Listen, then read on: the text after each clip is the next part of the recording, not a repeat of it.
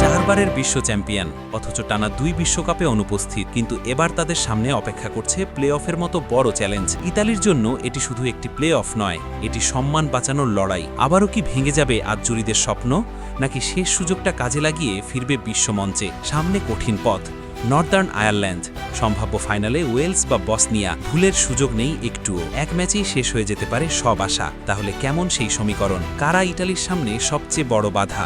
চলুন জেনে নেই বিস্তারিত। ২০১৪ সালের পর আর কোনো বিশ্বকাপ খেলতে পারেনি ইতালি জাতীয় ফুটবল দল। ২০১৮ সালে সুইডেন জাতীয় ফুটবল দলের কাছে এবং ২০২২ বাছাইয়ে নর্থ মেসিডোনিয়া জাতীয় ফুটবল দলের বিপক্ষে প্লে অফে হেরে বিশ্বকাপ স্বপ্ন ভেঙেছে আজ্জুরিদের। এবারও সেই প্লে অফের কঠিন পরীক্ষাই অপেক্ষা করছে তাদের সামনে। ৪৮ দলের বিশ্বকাপে ইতোমধ্যে ৪৮টি দল জায়গা নিশ্চিত করেছে। বাকি ৬টি টিকিটের ৪টি আসবে ইউরোপীয় প্লে অফ থেকে। ইতালিকে সেই লড়াই পেরিয়েই ফিরতে হবে বিশ্বমঞ্চে। ইউরোপীয় প্লে অফে সেমিফাইনালে ইতালির প্রতিপক্ষ নর্দার্ন আয়ারল্যান্ড জাতীয় ফুটবল দল। এক ম্যাচের লড়াই, হারলেই বিদায়, জিতলে উঠতে হবে ফাইনালে। সেখানে প্রতিপক্ষ হতে পারে ওয়েলস জাতীয় ফুটবল দল অথবা বসনিয়া ও হার্জেগোভিনা জাতীয় ফুটবল দলের মধ্যে সেমিফাইনাল জয়ী দল। অর্থাৎ বিশ্বকাপে ফিরতে হলে ইতালিকে টানা 2টি নকআউট ম্যাচ জিততেই হবে।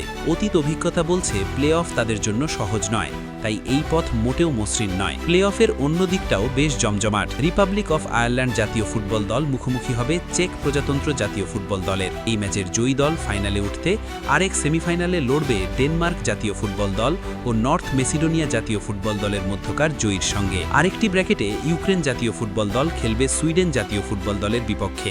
জয়ী দল ফাইনালে মুখোমুখি হবে পোল্যান্ড জাতীয় ফুটবল দল অথবা আলবেনিয়া জাতীয় ফুটবল দলের মধ্যে সেমিফাইনাল জয়ী দলের। অন্যদিকে তুরস্ক জাতীয় ফুটবল দল বনাম রোমানিয়া জাতীয় ফুটবল দল এবং স্লোভাকিয়া জাতীয় ফুটবল দল বনাম কসোভো জাতীয় ফুটবল দল। এই 2 সেমিফাইনালের বিজয়ীরা নিজেদের মধ্যে ফাইনাল খেলবে। ইউরোপের বাইরে আন্তঃমহাদেশীয় প্লে অফেও লড়াই জমে উঠেছে।